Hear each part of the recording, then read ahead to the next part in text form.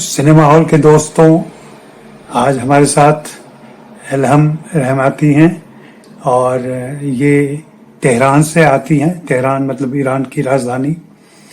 इन दिनों हेलसिंकी में हैं और नो नीन मैगजीन है, उसकी को एडिटर हैं। साथ में आर्ट फील्ड में बहुत सारे काम करती हैं, जिसमें एग्जीबिशन करना, आर्टिस्ट को ऑर्गेनाइज करना और बाकी सारे काम करते हैं। और इन सबसे ज़्यादा जो खूबी है इनकी, जिसकी वजह से मैं इनसे बात कर रहा हूँ, वो ये है कि ये शाहरुख खान की ज़बरदस्त प्रशंसिका हैं। Great fan of Shahrukh Khan. So first of all, Elham, tell me about yourself. What are you doing here, and what's your area of working? So I'm a visual artist and curator, and as you mentioned, I started this magazine with my friend and colleague Vida Samia, and together we edited. And it's been 4 years now we've been working on this project. But before that, I was working on this film school. Actually, we started a film school in Helsinki for immigrants, refugees, like basically anybody who lives in Helsinki, who lives in Finland, but does not consider themselves 100% Finnish, or their parents are coming from somewhere else. It's kind of because we felt like the film industry is too exclusive, and we kind of need to find ways to welcome more people. That hey, if you can't get into this one main film school that exists here, and it's very white and very very upper class, and it's very difficult to get into. So here is this alternative space where you can study filmmaking. And I've worked there for 2 years. We made a bunch of films. It was very exciting, but at the same time very difficult. A lot of conflicts and friction happening. So at the second year, I was like, okay, I need to move on to something else. So what kind of conflict and friction? So it was with the local industry? No, inside the working group. Okay. Yeah. It was kind of inside the working group. But yeah, I won't get into that so much. Is there a thriving film industry in Helsinki or Finland? Finland has a quite well-known cinema. I actually came to Finland. When I came here, the only thing I knew about Finland was its cinema. Oh. And they have this director, Aki Kaurismäki, which is world kind of very well-known, at least in the kind of art house cinema. And I was a huge fan of him. And I had watched this film by Jim Jarmusch that had this episode about Helsinki, this Night on Earth. So one of the episodes is taking place in Helsinki. So that was all, the image I had of Finland, of Helsinki, it was through these films. And yeah, I would say it has, the Finnish film industry is more successful, more well-known than it's other kind of forms of art, I would say. So since when you are in films, or I may ask, when did you started your infatuation with films only? What was your childhood? Was cinema allowed to watch and go to theaters? That started very early. Because my parents were, I wouldn't say they were into films, but there was this one television program that we had. It was pretty amazing. I'm still impressed by this. Was it Iranian? Yes. Okay. In our national TV. We had 5 channels or 4 channels at the time. And Channel 4 was, the more kind of intellectual channel. And they were once a week in the weekend, they were playing one film, screening one film that would be considered kind of art house film. And before the film, there would be a discussion. After the film, there would be a discussion About that film. about that film, about the director, about the kind of historical context of the film. So, and my parents would watch that, and I would watch it with them often. And that kind of, I think I saw like, I remember specifically like one or two films that really stayed in my mind. And one of them was this Italian film called Good Morning Babylon, which is about these two Italian brothers that moved to US, and kind of they start working on a film set and they fall in love with cinema. And this is like the early days of cinema. And they start working on this like David Griffith film. And they have kind of this, like the film is about their life journey. And that's really, it had some images that really stuck in my mind. And then years later, I was trying to like kind of find which film was this. I had no idea what was the name. I just remembered this one image, of this like sculpture of an elephant, huge elephant in the forest burning. I was trying to, based on that, this visuals, find the film, and I did. Yeah. But So it was a kind of film appreciation for you. yes, so without paying any fee. yeah. Yeah, then when we go to high school, like our second year of high school, you have to pick a major. And first, I was like I wasn't sure where to go. I knew I was between like art and humanities. So first I was thinking of going to humanities to then, like later study philosophy in university. And my mom was like, oh, no, because she was scared that if I go into philosophy, I would become anti-religion. Oh. And then I was like, she said, it's like my parents were like, it's your decision. You do whatever you want to do. But at the time, then I found out, okay, you can study painting. And I was also very interested in painting. And I was told by many people that I'm very talented in it and, it's something I can pursue. So I went to this school where I could major in painting. I think there was like at the time maybe 2-3 schools in Tehran. And I was in the midst of, giving the entrance exam there that somebody told me there's one school in Tehran, which is actually the only school in Iran where you can major in cinema. Oh. Yes. And get a diploma in cinema. And it was like in uptown Tehran. We were like kind of in the city center, and this was in uptown, in this kind of like very like kind of bougie neighborhood, very like rich people neighborhood, and very far from me. But still like, okay, I'm doing this. And I convinced my parents, and they told me, you want to do this? Do it. We're not going to support you like kind of outside of the school, like give you money to make films, but if you want to go to that direction, go there. And how old are you that time? 15. Oh. Yeah. So I went there, studied there for my second and third year of high school, and we made 2 short films.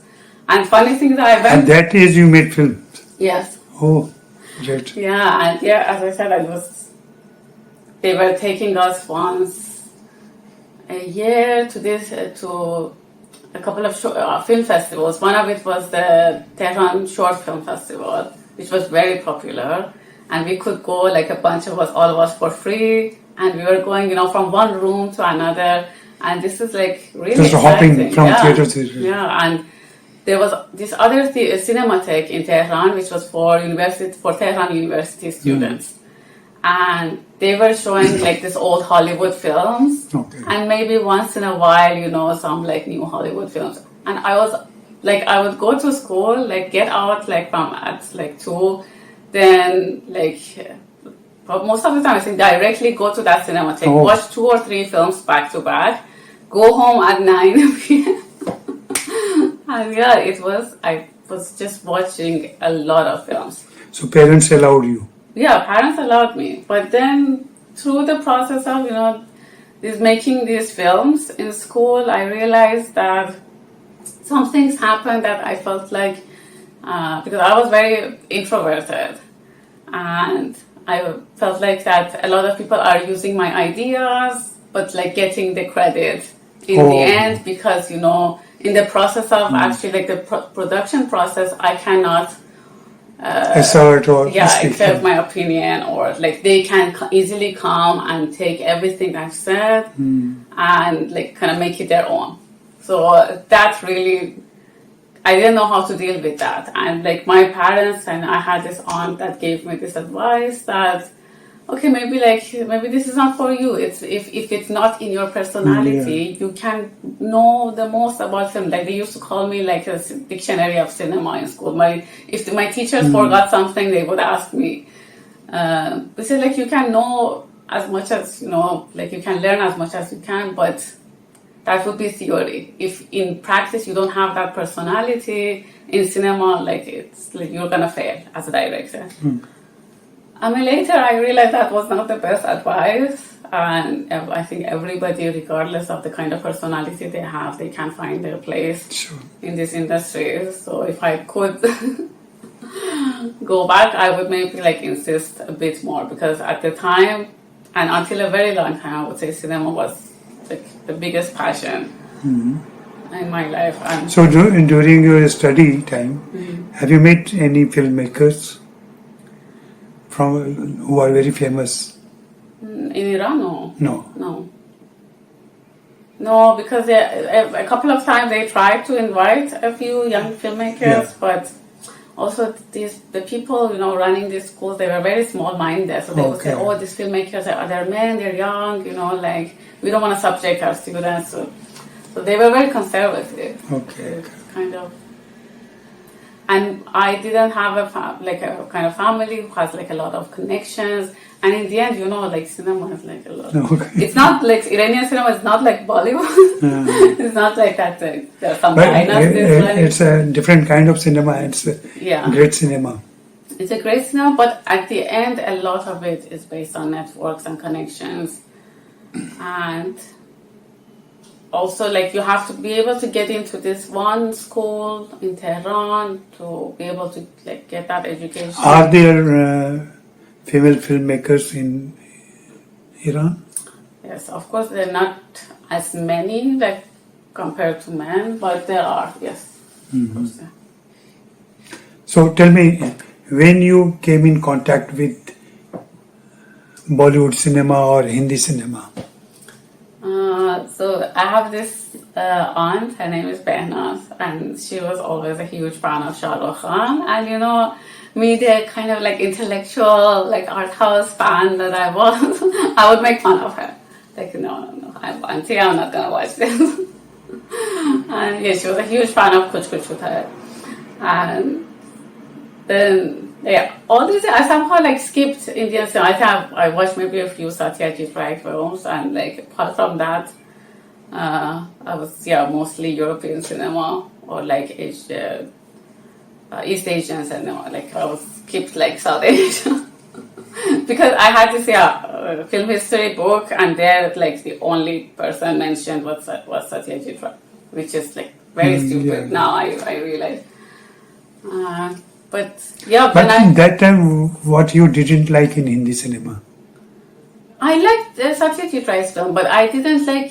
I thought commercial cinema or the the commercial cinema. I guess I hadn't even watched anything. I just felt like from what you hear that it's not cool to like this because it's commercial. A lot of young people who just get all into, fantasy and nothing.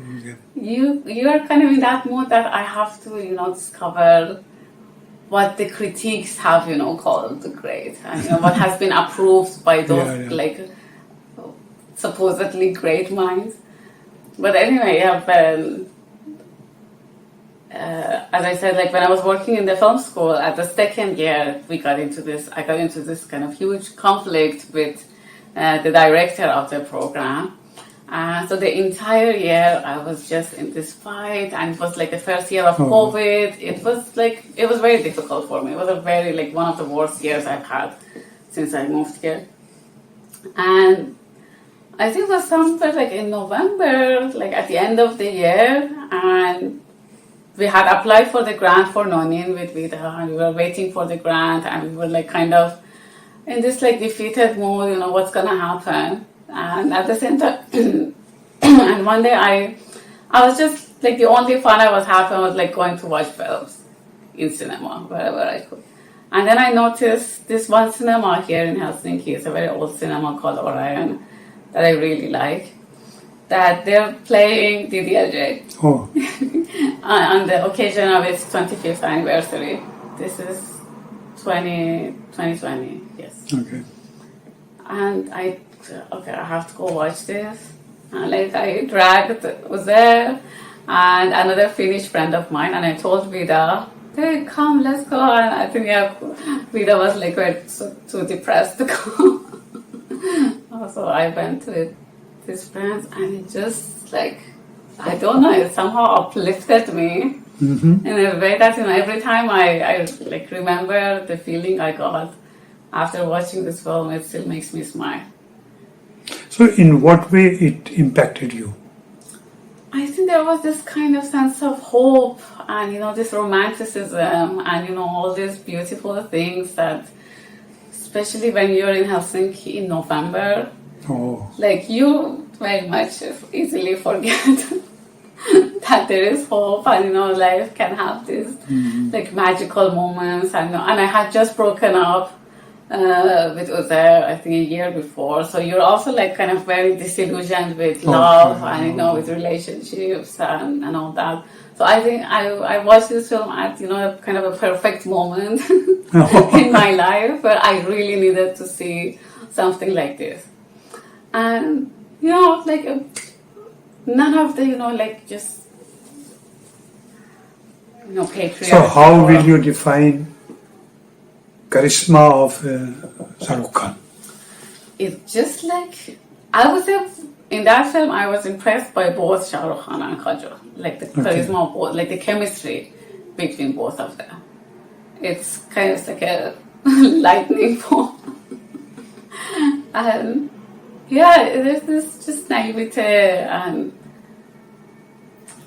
very hard to explain. I think it's charisma. It's like many people have tried to explain. It's very difficult to. So, which are the favorite films of you, of Shah Rukh Khan? I think DDLJ first. Dil Se, Kabhi Na, Veer Zara, I really like. I kind of like Chuck India. Chuck the India. Bazigar, I really like Bazigar. Dar? Dar not so much, no. Bazigar is a really good. And his first film, Deewana. Have you seen that? No, his first film is the Arundhati Roy film. No, in that in commercial cinema. And that actually, I love that film. Wait, there are more. Tell me more. Not most of his 90s film I like. Okay. Maybe early 2000. And what about his recent Avatar? They're fun to watch. Jawan, Pathan, and they're not films I would watch. Like, they're fun to watch in cinema. I wouldn't maybe watch them at home. But what about Donkey? Donkey. I haven't seen that one. You haven't seen? Okay. No. I think I saw most of it, like Yes Boss, Raju. Have you seen his films Fan and Zero? No. They're two different films. No. Fan is very different kind of film. It's about his fan and who comes to meet Shah Rukh Khan, real Shah Rukh Khan and his fan Shah Rukh Khan. So it's a very complicated story. It didn't do well on box office. And in Zero, he played a character, dwarf character, like 3 feet something. So it's a different kind of love story. You must watch it. He has, at that point, after DDH, I was like, I have to watch all of his films. And like, and I went on, kind of watching. But he has a lot. Yeah. He has a lot, and many of them, they were kind of hard to find with English subtitles. Yeah, okay. Like I was trying to download some, or I don't know, like somewhere on YouTube. but yeah, it was a bit difficult to find everything. I watched Anjam with my mother. Anjam, okay. We were traumatized, both of us. He was there with Madhuri Dixit. Yeah. Madhuri Dixit, at that time Madhuri Dixit was the top star.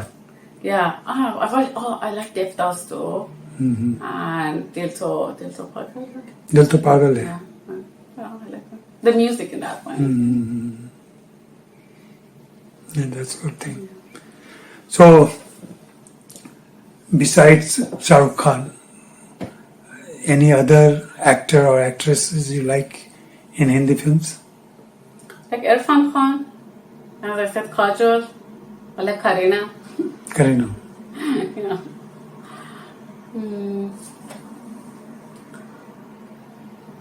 I watched this Alia Bhatt film that I liked. The one where she is working in a brothel. What was the name? Gangubai. Yeah. Gangubai I liked her Kathiawadi. in that. Yeah. I thought she was very good in that. So, what kind of films you like otherwise? That's quite a wide range, I would say. And there are films that I used to like a lot, like many American films, but I think I've kind of, in the recent years, grown out of them a little bit. And yeah, maybe, when you get disillusioned with the idea of like America and its greatness, then you can kind of spot, the kind of propaganda you've been fed through cinema. So I've been kind of trying to reconsider. So, are a filmmaker is still alive in you? I don't know. I don't think so. I think my dreams have changed. At some point, I thought, when I was working in the film school, I thought maybe I can get back to it. But I realized I'm now 35 years old. Your dreams change. I don't have the dreams of like a 16-year-old me. Yeah, of course. Yeah. I love cinema. I will always it would be kind of my favorite form of artistic expression, I would say. But that's about it. So tell me something about present day Iranian cinema. Do you watch them? I do watch some, yes. I think there's a trend in Iranian cinema now that I find it a bit kind of weird. You know Asghar Farhadi? But he made these films called Separation, Salesman, a lot of social drama films. And after the success of his films, this trend started in Iranian cinema that kind of is making social dramas, but going into focusing on working class and focusing on very disenfranchised families. But the problem was, that's not an issue on itself, but the problem is that the people who are making this film have no insight into what it means to. It ended up to be kind of like this poverty porn, and just trying to portray a very undignified portrait of working class, and kind of portraying them as stupid, vile, and it's just you don't feel that this is, doing anybody justice in the name of, you want to do this as some sort of, social warrior, and to pretend that I'm doing this because I care, but you're just using a class, of people for your own kind of credit, for your own benefit, because you think this is going to get me to festivals. And European festivals, unfortunately, their agenda has a major role in defining, trends in our cinemas. Okay. And you see the success of filmmakers like Panahi, like Rasulov, and the kind of films they make. So do you think they are not connected with the society, or there is a lot of upheaval in social and political arena in Iran, and their films doesn't reflect that? I don't think it does justice to that. I don't think it portrays a nuanced picture of that. There's this. I always talk about this filmmaker called Rahshan Bani-Etemad, who's known as kind of like the first lady of Iranian cinema, and I'm a huge fan of her work. She has done a lot of this social dramas. And what's her name? Rahshan Bani-Etemad. Okay. And a lot of her films focus on working class. And if you see her films and if you see these newer films, you can tell the difference, that how much in touch she is with that class and how much empathy she has and how much understanding she has. So name some of her films. She has, there's this film called Nargis, there is The Blue Veiled, Under the Skin of the City. I think maybe the most internationally successful one was Under the Skin of the City. The Canary Yellow, I think is the English name. But yeah, these are her earlier films, maybe 90s films, 80s, 90s films. And they're just like, yeah. And if you've seen those films and even Farhadi's films, and I'm not saying that you have to belong to working class to be able to make films about them, but you have to have a certain kind of understanding that you've done your research, you have your connections, you have empathy more than anything, that you're not just looking at people as some vehicle for your own success. Okay. So tell me something about Iranian society, present day Iranian society. What are the conflicts and what are the problems? It's a bit difficult. As a young woman. It's difficult for me to say because for the past 10 years I've been living abroad. Oh. So I cannot say I have maybe a correct insight into what the society is now. Mm-hmm. I know it's quite divided. I know there's a lot of kind of frustration about our financial, like the economic situation, about this lack of political freedom, social freedoms, and these are things that if you just walk in the street, talk to people, like the frustration, and it's been like that for a very, very long time. And for women, of course, it's everything is that we read and see. That we know, but I don't think the situation is hopeless. I think, as we saw in the movement, the Genjian Azadi movement 2 years ago, there are things that are happening kind of and like since then, the few times I've been to Iran, I haven't worn the hijab, and this is like the first time for me, after all this, and this is something I never imagined would happen. So I think maybe that movement has opened new kind of horizons of imagination for us of what's possible and what people can do. Mm-hmm. So that's my takeaway, kind of. So now you are busy with No NIIN. Tell me something about No NIIN. No NIIN has been kind of a dream job for me because you kind of have a free hand and resources to work with whoever you want to work and to kind of highlight the voices and the stories that you think are important. So, and I've learned a lot. So with every article you publish, you learn so much from the people you work with, and neither Vida and we didn't have experience in editing, in publishing. Maybe Vida a little bit more than me, but we learned on the job, and I think in 4 years we've done such a great job, and I'm so proud of what we've done. And it's a really great feeling to do something and to feel, first of all, it's meaningful. It's done something for the art scene. You get that kind of feedback from your readers. And it's the same. I'm happy with everything I've done here because you are happy and satisfied. Yes, because I've gotten this feedback that what you've done has actual impact, especially with the film school on people's lives, and on the kind of direction that they chose to take with their lives, and like it has a huge impact on me. And same with No NIIN. It's like we've gotten. I find in your writing it's very direct, personal, and political. All three qualities are there. Exactly. Yeah, you summed it up very well. So, what about Helsinki life? Do you like it? People say that it's the happiest country of the world.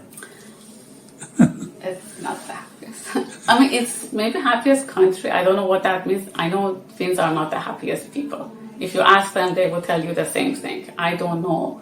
I haven't not met one Finn that they will say, yes, we are the happiest people. They know, like, and often they're embarrassed by this, like, definition, this kind of description. I think by happy, they mean that they're content. They're people who are content with what they have, with what they're given, with what they have, and just like the way they describe it is that because we are like the stoic people, we don't expect so much out of life, we accept things as they are. I don't know.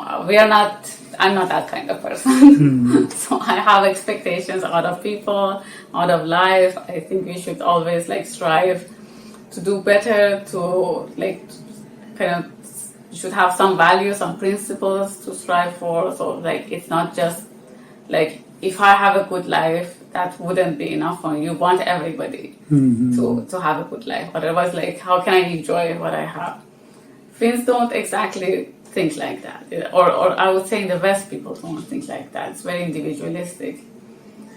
But yeah, I do enjoy the summers a little bit, but that's for like 2 or 3 months. Like all together in the winters, it's very difficult for me to live here. It's very, very difficult. Thank you for talking. And in last, I will ask you to just say a few dialogue of Shah Rukh Khan, if you remember. I should have studied this. Belle, देशों में छोटी oh God, होती रहती है, बातें हुआ करती हैं. But yeah, and that picture अभी बाकी है दोस्त. Picture अभी बाकी है. If something is not happening, then Shah Rukh Khan says in a film that picture अभी बाकी है दोस्त. So anyway, thank you, Elham, and it was nice talking to you. Yeah, it was nice talking to you too. Thank you, and maybe sometime I will send this video to someone who is close to Shah Rukh Khan. I would be really embarrassed. Or I will cut out that piece in that section and send it to him. Anyway, you talked about everything, what I wanted to know. Thank you. And cinema hall के दोस्तों, आप सभी का शुक्रिया. आप अपनी प्रतिक्रिया यहाँ लिखें, अपने कमेंट डालें, और एलहम के बारे में और भी कुछ जानना हो तो हमें बताएं. शुक्रिया.